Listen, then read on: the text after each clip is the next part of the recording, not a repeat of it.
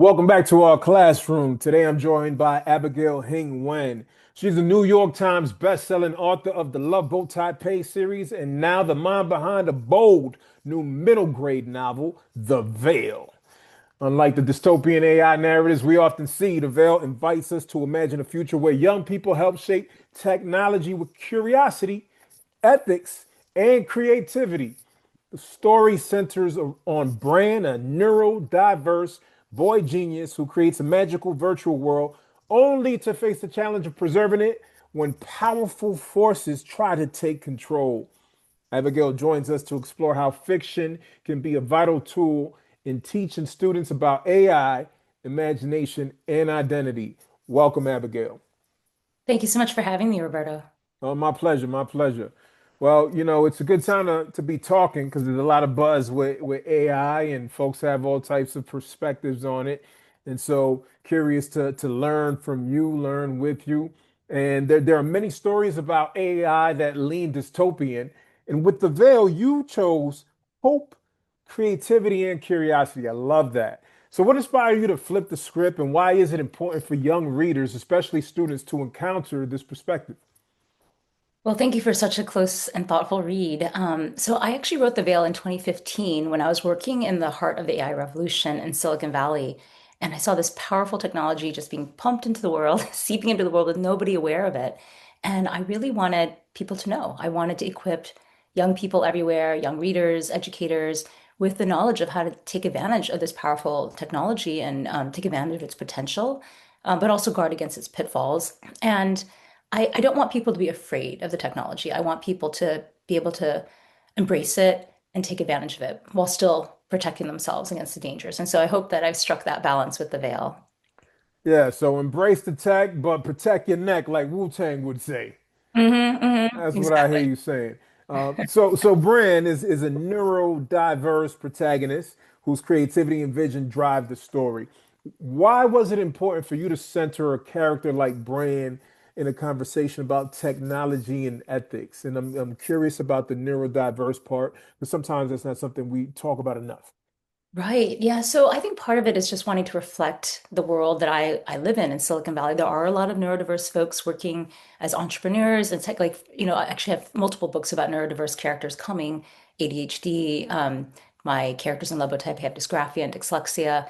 And I find that, they may not fit in a traditional classroom, although now I feel like teachers are so much more aware of different learning styles.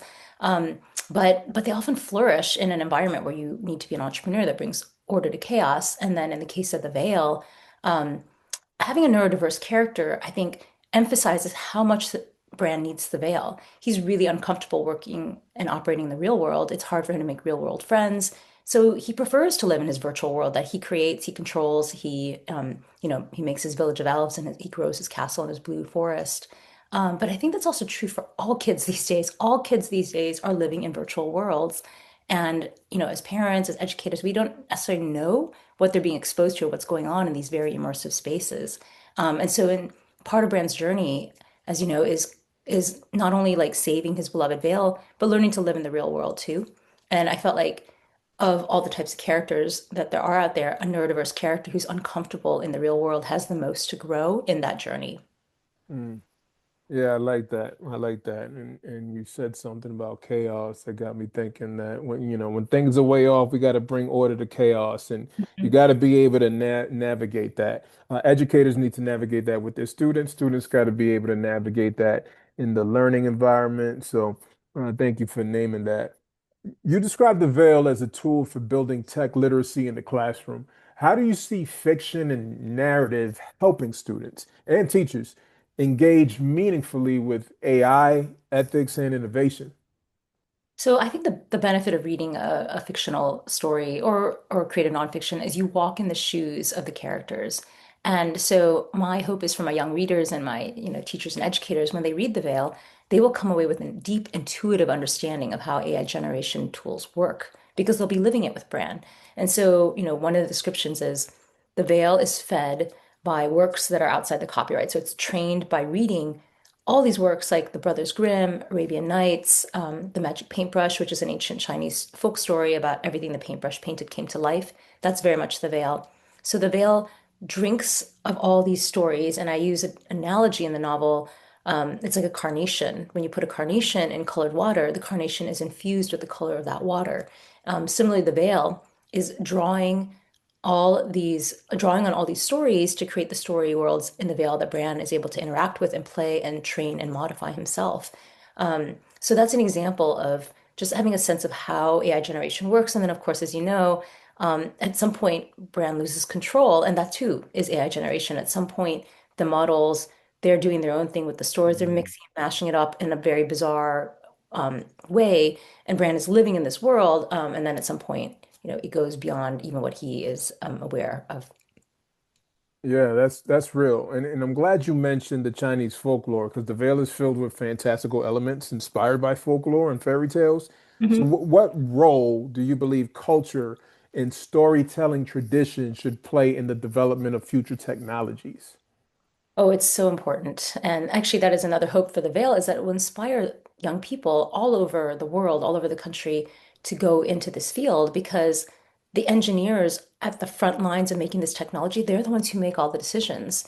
And so, one of the themes is that good people make good technology, ethical people make ethical technology.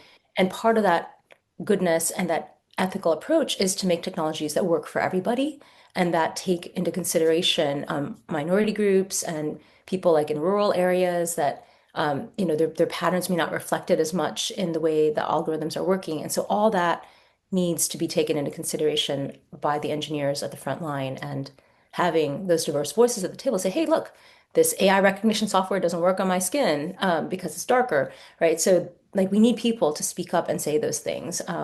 And that's true for like just bringing in more cultural perspectives. The more perspectives the AI is trained on, the better able it is to serve all people.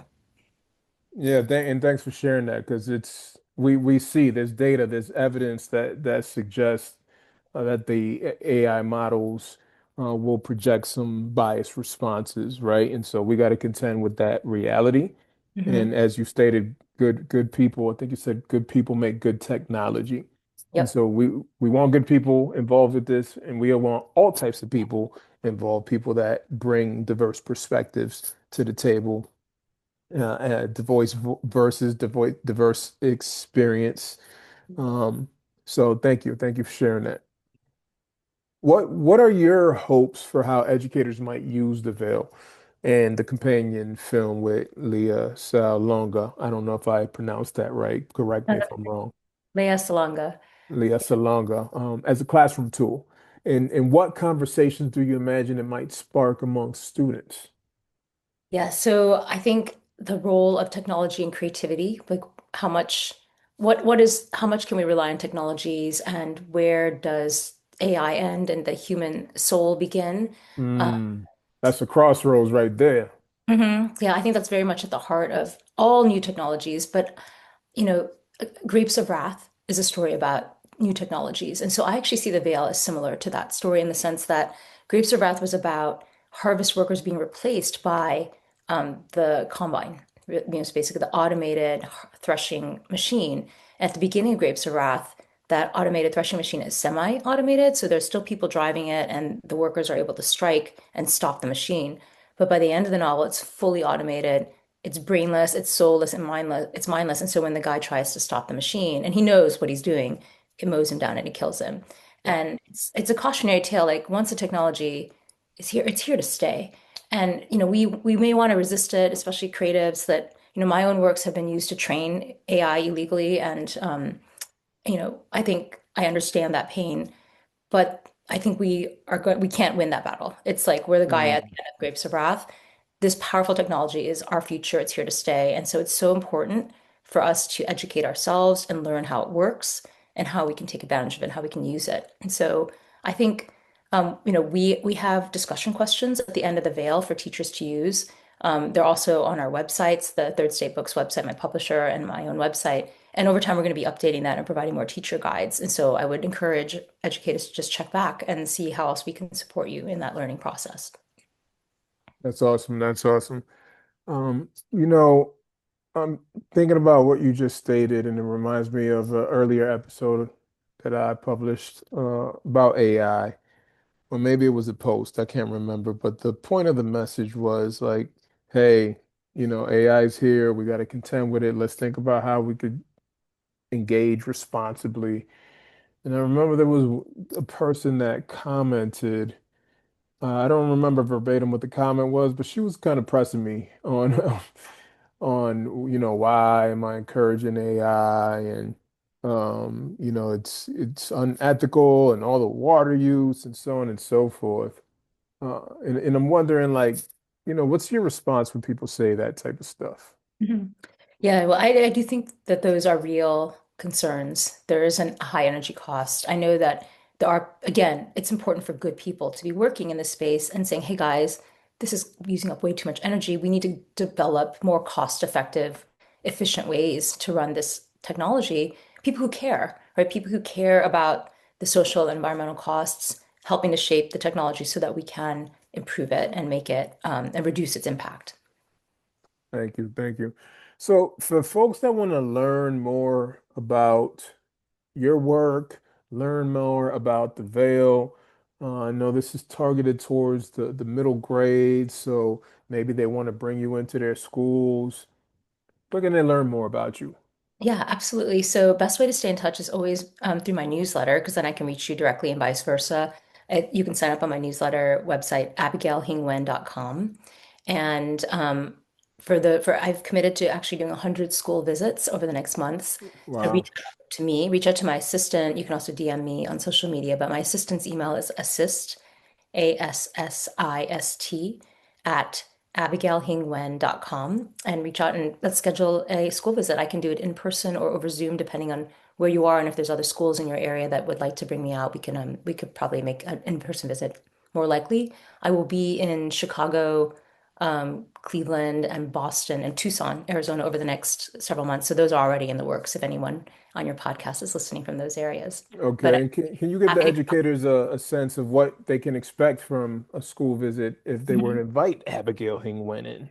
Yeah, so I have our 14-minute short film prequel to The Veil. It kind of shows the origins of the Veil, how the Lee family took our hero's drawings, like he draws pictures of the Veil. They take those, they digitize them, they animate them, they turn them into three-dimensional world, and they show like how the kid is now able to build his own castle using virtual bricks and grow a forest, planting seeds in the soil. And so it kind of sets up the beginnings of The Veil. So 14-minute short film. And then we have like maybe a 20 to 30 minute author conversation about the story. And I have found it's so rewarding to go into these school assemblies and take questions from the kids because they really understand the technology. For example, you hinted at these dark forces that start to take over the veil, and I'll ask them, this wizard appears out of nowhere. Bran has created this whole world, but he did not create this wizard. Where did this wizard come from? And the answers I get are so smart. They'll say things like a hacker hacked the veil. It's a glitch in the system. Maybe it came up from his imagination. Maybe the parents built it and didn't tell him. And the answer, actually, a lot of them will figure it out too. It's the AI itself. The AI is creating, riffing off of Brand's works, riffing off of the corpus of works that it's trained on. And there are wizards in the Brothers Grimm. And so, the AI itself has created the wizard, but it's not a mindless creation. There's a purpose and a method behind that. And that is the mystery of the novel to figure out what that is. That's dope. So, That's so yeah, Q&A, that's my favorite part is doing Q&A with the kids because then I get to answer their questions directly, but I also get to hear from them and the way they're thinking about the technology. Absolutely. So, folks, if you're listening, again, check out Abigail Hing Wen at abigailhingwen.com. You could also follow her on social media, Instagram at Abigail Hing Wen. We appreciate you being here. Thank you for sharing your works and for pushing the conversation forward as it relates to teaching AI through storytelling. Both critical things, right? AI important in the day and age that we're living in, but also storytelling is important. And one of the ways that we at Multicultural Classroom encourage literacy is going into the classrooms, working with students, working with educators, and trying to inspire our young people to voice themselves through their particular stories. So thank you, Abigail. It was great to have you here. Wishing you much, much success. Thank you, Roberto. It was wonderful to be here.